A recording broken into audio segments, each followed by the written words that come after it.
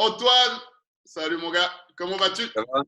Ça va bien, merci. Et toi, ça va bien? Ça va bien, ça va bien. En ces temps de confinement, ça va, tu arrives à t'occuper un peu? On essaye comme on peut, hein. On regarde beaucoup de basket et on essaie de continuer à vouloir apprendre. Cool. Alors Antoine, bah, je te propose de te présenter en quelques mots. Nous, on se connaît depuis longtemps maintenant. On est amis et puis on travaille même ensemble. Alors vas-y, présente-toi en quelques mots. Alors, je suis entraîneur de basket professionnel depuis maintenant plus de 10 ans. J'ai commencé à Vevey Basket à 21 ans, même avant, à 18 ans. Après, j'ai pris l'équipe première quand le coach principal a démissionné. Après, je suis parti en France, à Nancy et à Lyon. Je suis revenu en Suisse à Vevey. Je suis parti d'abord à Montaix, ensuite Vevey, ensuite Neuchâtel. Et là, depuis 3 ans, je suis à Trois-Torrents avec les filles. D'accord. Et tout s'est bien passé. En même temps, j'entraîne l'été certains joueurs professionnels, que ce soit Tabo, Joe Casady, etc. Donc, pas mal de joueurs qui me font confiance, donc ça fait plaisir. Et toujours passionné de basket, hein. On vit basket, on dort basket, on mange basket. C'est pour ça que je suis un peu bien portant, parce que je mange beaucoup de basket. Et puis, donc, coach professionnel, et puis tu essayes de développer aussi un peu plus les joueurs individuellement, c'est ça, pendant l'été? Ça, c'est quelque chose qui te tient vraiment à cœur. Exactement, là, ça fait bientôt 8 ans maintenant que j'entraîne des joueurs pendant l'été, les développer individuellement. Je pense que c'est le meilleur moyen pour un joueur de décrocher des meilleurs contrats et de pouvoir progresser sur son jeu pour pouvoir être un joueur important dans son équipe pendant la saison. Après, c'est pas souvent qu'on fait ça en Europe. Ça se fait beaucoup, les workouts comme ça aux États-Unis et en Yougoslavie. Maintenant, j'essaie de développer ça pour la Suisse, pour les joueurs européens, mais même américains qui restent en Europe pendant les vacances d'été. Ok, bah top. De toute façon, on en parlera à la fin là, du podcast parce que tu as un bon petit projet là pour cet été. On espère qu'il n'y aura plus de confinement d'ailleurs. Et puis comme Exact. ça, on pourra bien bosser. Donc, toi, tu as dit que tu as eu la chance d'entraîner pas mal d'athlètes de haut niveau. Donc, on en parlera tout à l'heure. Je voulais profiter. Bah, déjà, merci de répondre à ce podcast. C'est cool. L'idée, c'est de partager et puis de partager surtout aux jeunes qui pourraient tirer des informations à travers ce podcast. Mais pas que les jeunes, aussi les moins jeunes. Euh, Période de confinement, les entraînements sont arrêtés, les jeunes peuvent normalement ne doivent pas trop aller jouer dehors, même si il y a encore quelques playgrounds où il y a des jeunes qui vont jouer. Mais disons que si on suit les recommandations et qu'on reste à la maison pour que ça passe le plus vite, cette M de coronavirus. Ouais. Est-ce que toi, tu aurais peut-être des petits exercices que tu recommanderais à faire pendant justement ce confinement à la maison? Alors à la maison, c'est sûr que si on habite dans un immeuble, faire du dribbling, etc., c'est un peu compliqué. Ouais, Si on a un balcon, c'est peut-être mieux. On peut le faire sur le balcon, on gênera moins les voisins. Maintenant, c'est sûr, on ne va pas pouvoir travailler son shoot, on ne va pas pouvoir travailler sa mécanique de tir parce qu'à la maison, travailler sa mécanique de tir sur des petits paniers, sans panier, c'est plutôt compliqué. Ouais, plutôt du dribbling, du ball handling, c'est pouvoir avoir la capacité de sentir la balle jusqu'au bout des doigts. C'est quelque chose de très important pour le dribble, même pour le tir, à peu près même pour les passes, pour tout. La question, elle se pose sur quel exercice on peut faire.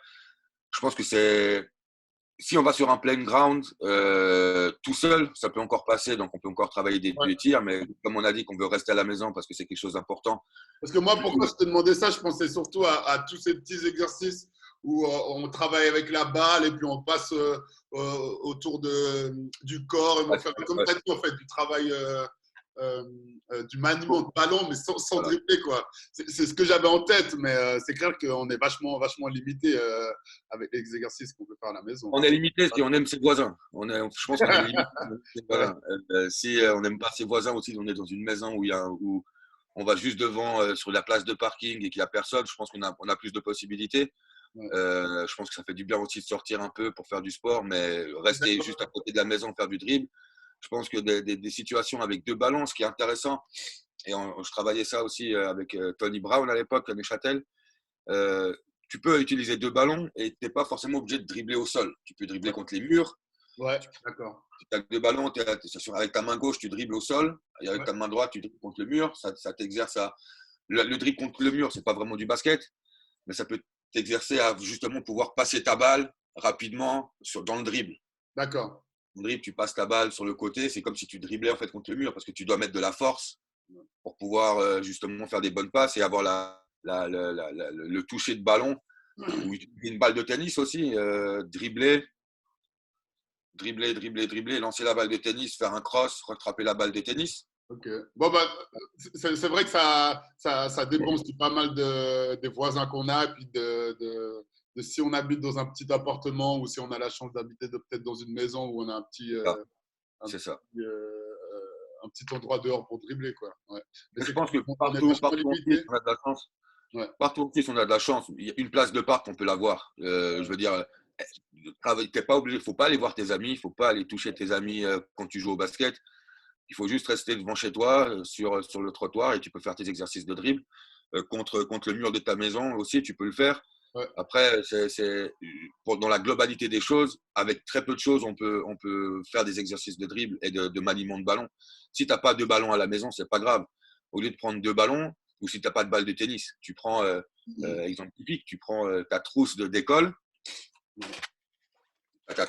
tu dribbles avec ta main droite et tu lances ta trousse d'école avec la main gauche. Ça va très bien, tu n'as pas besoin d'avoir une autre balle. Ok. Et après, tu changes de main, etc. Tu peux être inventif sur justement utiliser des choses. Tu prends une chaussure. Tu veux faire un petit parcours de dribble, tu n'as pas de piquet, tu ne sais pas comment dribbler derrière la chaussure. Tu mets une chaussure au sol, tu es assez loin de la chaussure et tu dois tourner autour de la chaussure avec ta main et en dribblant. Petit dribble, grand dribble, etc. Tu peux faire plein de choses sans avoir de matériel. Et c'est quelque chose qui peut justement te pousser à développer tes capacités de dribble, tes capacités de passe, comme on a dit contre le mur, ou même si tu veux passer un peu de temps avec tes parents, eux-mêmes, quand tu es en train de faire tes crossovers sans bouger, eh ben, quand ils te lancent une paire de chaussures, pas trop fort, hein, parce qu'on connaît des fois les parents, c'est pour les sanctions, ils veulent lancer les chaussures, mais ce que je veux dire, c'est que tu peux trouver des petits trucs à faire avec ta mère ou ton frère ou ton père ou ta copine ou avec qui tu veux en fait.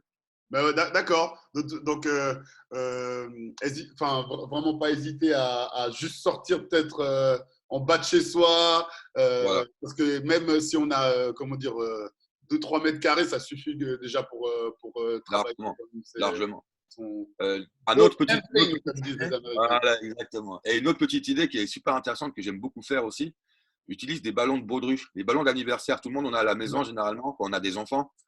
Et même puis quand on n'a pas d'enfants, ben, on essaie de demander à ses grands-parents, à ses parents. Ouais, ouais. Tu gonfles ton ballon et tu t'amuses à devoir contrôler ton ballon de baudruche en l'air et en même temps dribbler. Donc ça te D'accord. pousse à pas regarder, ça te pousse à pas regarder tes pieds, ça te pousse à pas regarder tes mains, ça te pousse juste à regarder ton ballon que tu dois contrôler tout en dribblant. Ok. C'est des petites C'est choses ça. comme ça que tu peux faire à côté de chez toi. Ok, super. Je voulais profiter aussi de parler, je regarde mes petites fiches.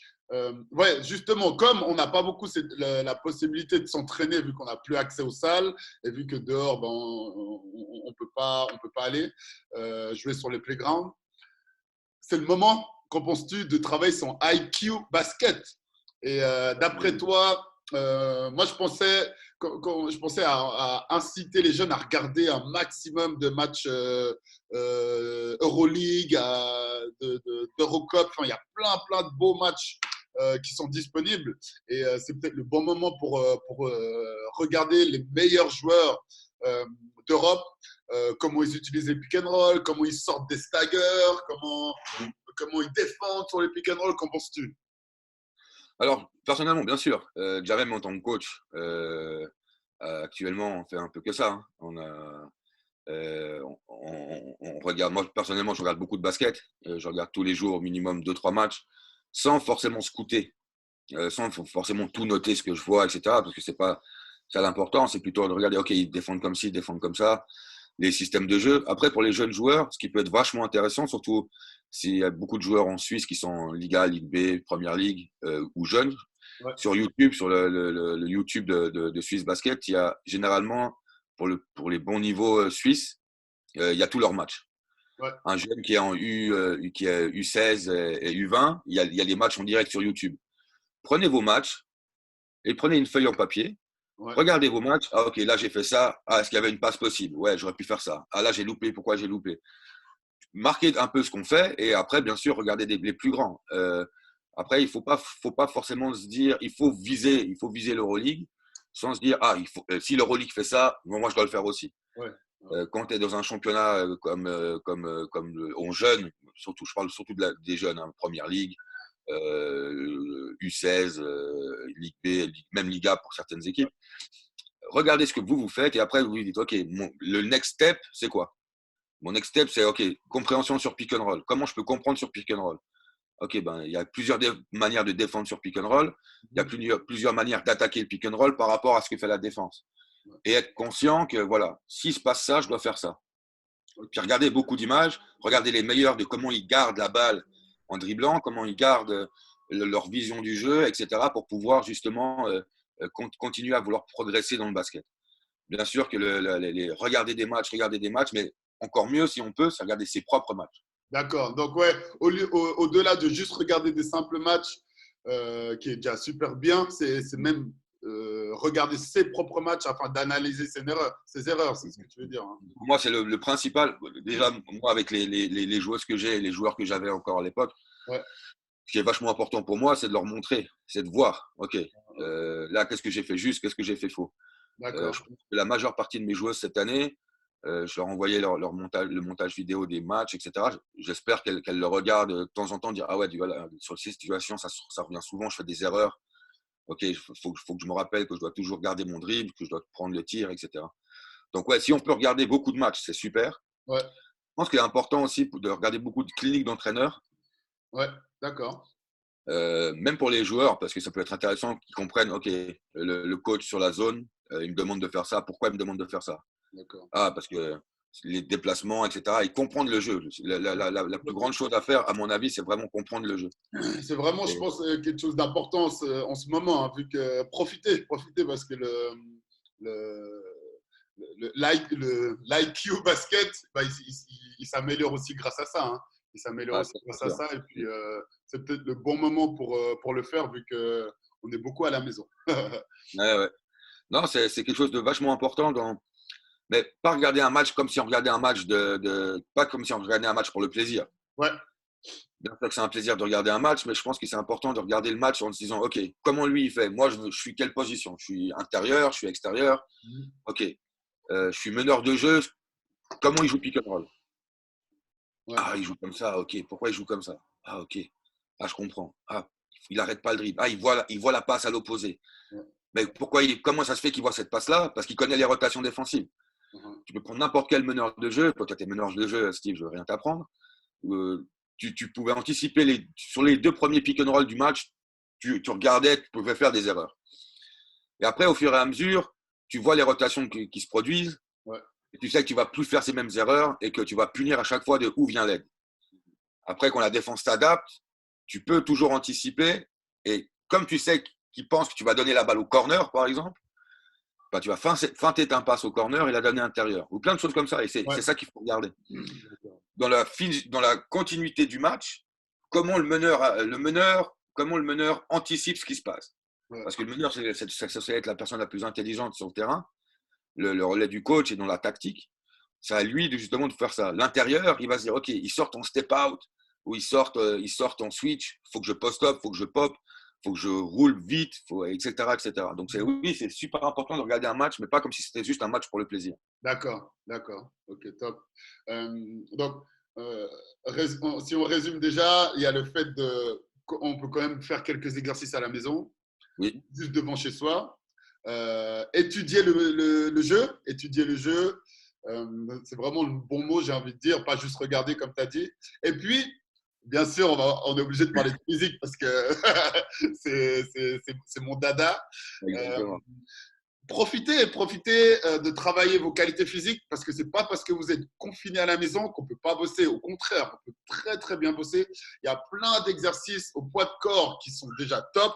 Je me souviens quand j'ai eu la chance d'aller un mois au Utah Jazz suivre la préparation physique. j'ai demandé au préparateur physique Asiat Wright, toi, donne-moi ton top 3 des exercices. Et puis, dans son top 3, il y avait le pistol squat. Et le pistol squat, c'est un squat sur une jambe. Tu vois, donc c'est pour dire, hein, son top 3, il y avait un exercice au poids de corps, quoi. Donc, c'est Ouais. pour vous dire à tous ceux qui vont nous écouter, il y a plein d'exercices que vous pouvez faire depuis la maison et qui vont vraiment, vraiment vous aider pour améliorer vos qualités athlétiques. Et il n'y a pas besoin de faire des trucs super fancy, hein. Bien sûr, on aime voir les trucs sur YouTube ou, qui ont l'air super durs ou ah, ça y est, le LeBron James, il a fait ça, donc c'est forcément un bon exercice, pas forcément. Et puis, donc j'aimerais dire, n'hésitez pas à travailler vos qualités physiques, déjà en faisant du gainage à fond la caisse. Et puis, allez voir sur Swiss Basket. On a mis en place une petite routine d'entraînement au poids de corps que vous pouvez faire pour améliorer votre explosivité, les amis. Toi, on peut faire. Toi, le physique, ça avait une part importante pendant ta saison dans ta planification d'entraînement. Ouais, je pense que c'est vachement important. Bon, on a travaillé ensemble encore avec les BBC 3 Torrents. Je pense que c'est important pour réduire le nombre de blessures. Déjà, pour commencer. Pour moi, la base, pourquoi je veux faire de la préparation physique, c'est surtout dans le jeu actuel, enfin, dans mon jeu que je préconise où je ne fais pas jouer 5 joueuses 40 minutes, Ouais. 5 joueurs 40 minutes. Pour moi, de toute manière, elles vont tenir le choc. Après, il faut qu'elles aillent plus vite, plus loin, plus haut, etc.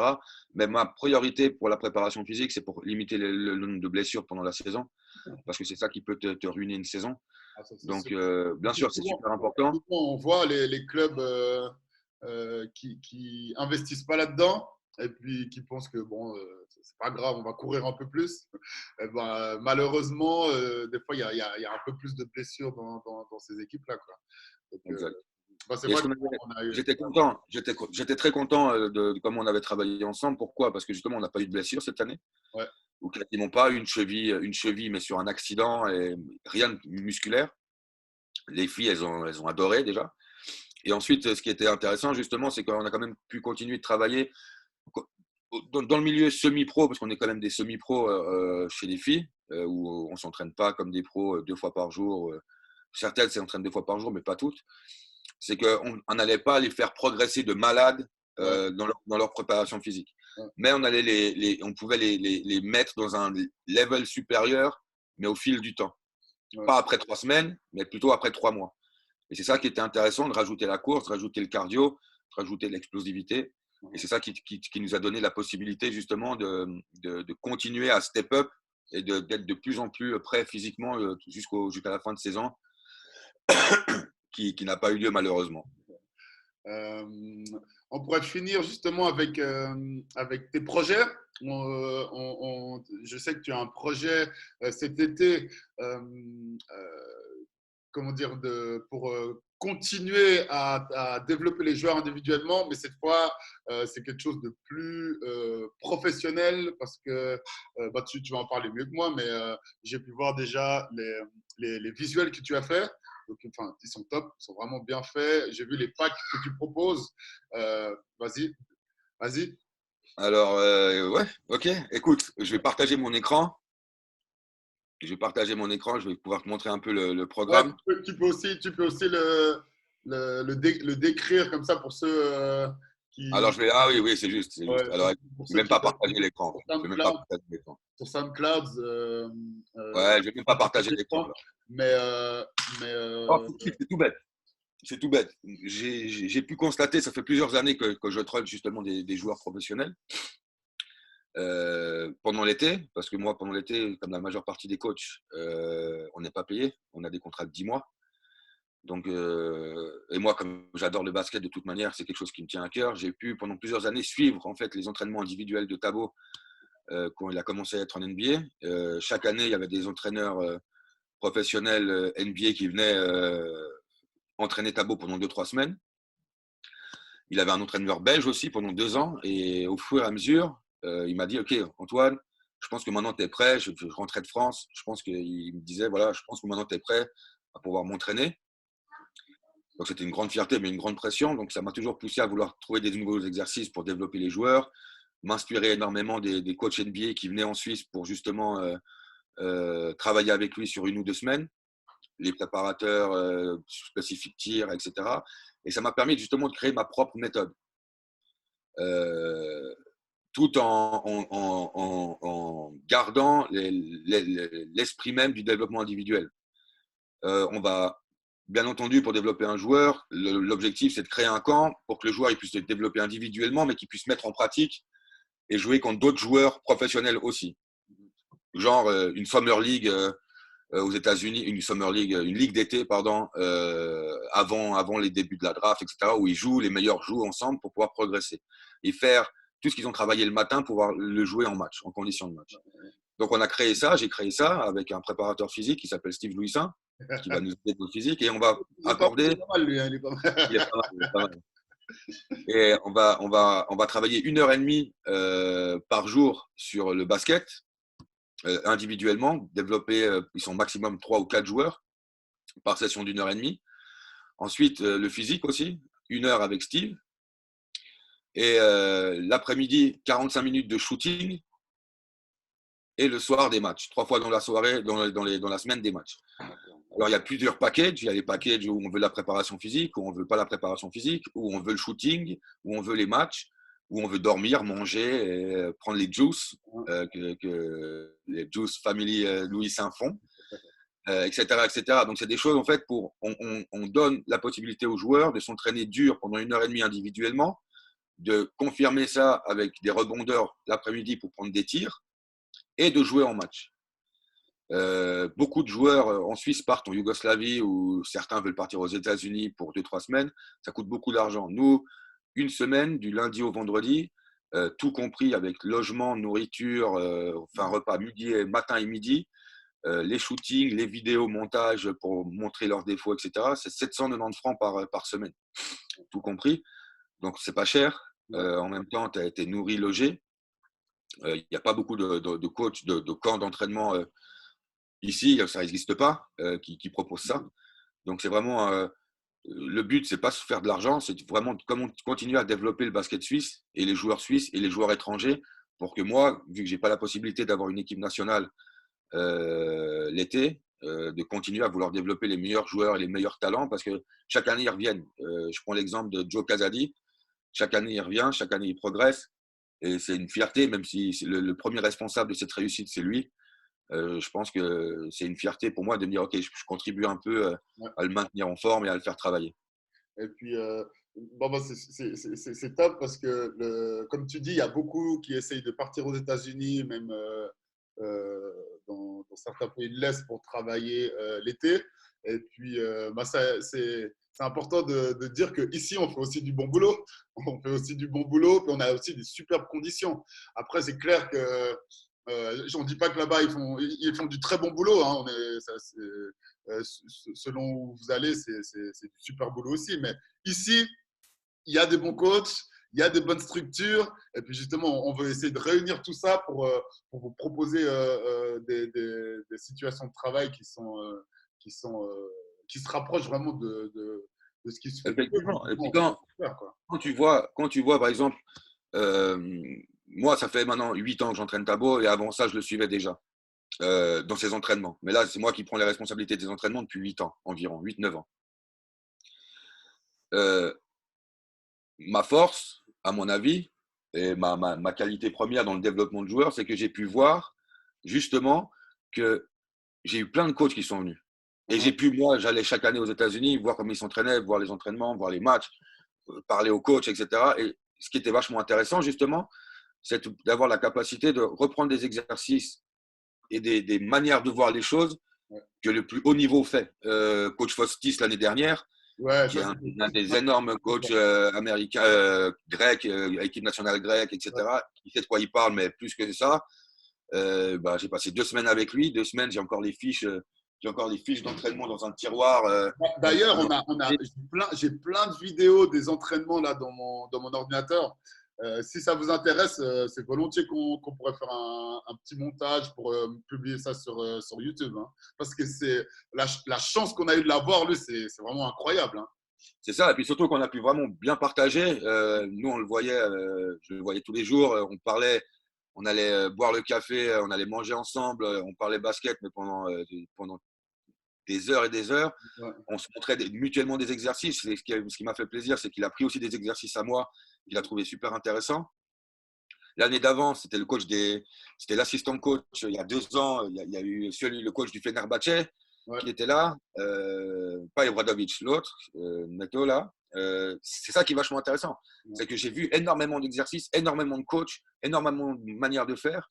Et je pense que pour un entraîneur européen qui veut développer des joueurs, c'est comme ça que tu peux vraiment te forger un truc. Ok, ça j'aime bien, ça j'aime pas. Ça c'est pas ma cam, ça c'est ma cam. Et puis mixer tes exercices en écoutant le haut niveau. Ok, nous on fait ça, pourquoi on fait ça? Mais parce qu'au haut niveau, on ne peut pas mettre 30 secondes pour prendre 20 tirs. C'est pas possible, tu dois tirer vite. Ok, donc si tu as 50 tirs à prendre, tu dois le prendre en moins d'une minute 21. Pourquoi 1 minute 21? Parce que le calcul, c'est pendant le match, les défenses, elles reviennent en moins de 2 secondes, donc tu dois catcher, monter. Et puis si tu as beaucoup de rebondeurs, ça va vite. Donc tu calcules, ok, pour que ce soit dans des conditions de match. Faire des sessions de tir ou faire des sessions gestuelles de tir qui ne sont pas basket, ou faire des sessions de tir, ok, tu dois prendre 25 tirs et que tu as 3 minutes pour prendre 25 tirs, ton pourcentage il sera super haut parce que tu as le temps de te concentrer, de poser tes pieds, un truc.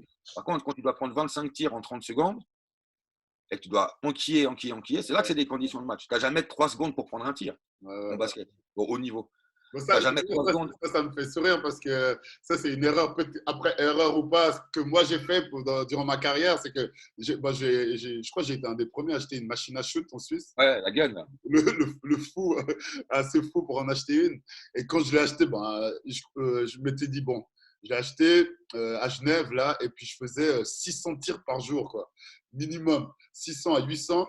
Et juste boum, boum, boum, je balançais, tu vois. Et c'est vrai qu'au bout d'un moment, j'aurais pu alterner entre beaucoup de quantité et puis de la qualité, où on essayait de prendre plus de tirs soit plus rapide ou en plus en situation de match. Mais après, voilà, on apprend. C'est ça qu'on apprend. Et d'autres choses super intéressantes là-dessus, c'est pour ça que je suis très fier d'avoir monté Elite Pro Camp. C'est parce que personne ne le fait et personne n'aurait osé, je pense, en Suisse le faire et prendre du temps. Ça prend des heures à organiser tout ça. Ça prend des heures et des années. Ça m'a pris des années à qu'on me fasse confiance. Et ma plus grande fierté, justement, c'est la confiance qu'on me donne. Beaucoup de joueurs viennent, beaucoup de joueurs comprennent. Et encore une chose, l'objectif du camp, c'est pas de vous cramer.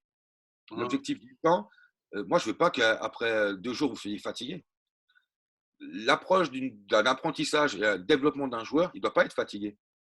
Parce que dans la tête, ok, je dois prendre mon tir. Comment je dois prendre mon tir? C'est psychologiquement qu'il doit être fatigué. Physiquement, ça ne sert à rien d'être fatigué en juillet. Ça sert à se préparer pour la préparation physique, mais ça ne sert pas à exploser un joueur ou à lui dire, ok, là, on va faire 5 heures d'entraînement parce que c'est comme ça que tu vas progresser. Non, non, tu peux progresser. Les grands coachs qui travaillent l'été aux États-Unis et à qui je m'inspire beaucoup, ils font 2 fois 45 minutes par jour. Et après, ils jouent le soir. 2 fois 45 minutes. Ils viennent 2 fois dans la journée, 45 minutes, par un joueur, ils lui montrent, tac, tac, tac. On veut que de la qualité. L'objectif, c'est la qualité. L'objectif, ce n'est pas de s'entraîner 3 heures. L'objectif, c'est sur 1h30, on ne va pas courir plus que ça. Bien sûr, on va se démarquer, on va faire des choses, mais l'objectif, il est surtout de mettre de la progression dans ce qu'on veut que les joueurs fassent. Le soir, quand on fait du shooting l'après-midi, c'est 45 minutes où on veut de la qualité. Et le soir, c'est juste que tu joues. D'ailleurs, pour finir gentiment avec ce podcast, je me souviens parce que du coup, on était souvent ensemble les étés quand on entraînait Tabo. Je me souviens d'un jour où, à midi, vous avez travaillé sur un fadeaway au poste bas. Fadeaway, puis tout le temps la même chose, boum, boum. Enfin, je crois que tu as alterné avec 2 ou 3 exercices. Ouais. Et puis, je me souviens du soir où, justement, tu avais dit à des joueurs de venir pour faire de position. Et puis, il avait refait le même move. Et puis après, Tabo, il avait dit, on l'a travaillé, on le travaille à fond, là, ces 2 derniers jours, quoi. Donc, ouais, ça reste cette répétition, elle reste après, elle devient même un automatisme durant le jeu, quoi. Et c'est ça le plus important. Et c'est pour ça qu'on a créé Elite Pro Camp. pour, Alors, je vous invite, les amis, à aller voir la page Instagram d'Elite Pro Camp. Il y a toutes les infos dessus. C'est vraiment un camp qui vaut la peine parce qu'on va bosser, on va bien bosser. Et puis, pas besoin de partir à l'étranger pour avoir de la qualité et puis des entraînements intenses. On essaie de ramener ça ici et puis je suis sûr que ça va bien marcher. En tout cas, moi, ce qui me plaît avec toi, c'est que tu es passionné. Tu es passionné de basket et puis aussi, il faut noter que tu es un des seuls coachs pro en Suisse. Il n'y en a pas beaucoup qui font que ça, qui s'adonnent que à ça, tu vois. Donc, respect déjà, chapeau, parce que c'est pas tout le monde qui oserait faire ça. Donc, toi, tu t'investis à 100%. Et puis voilà, voilà.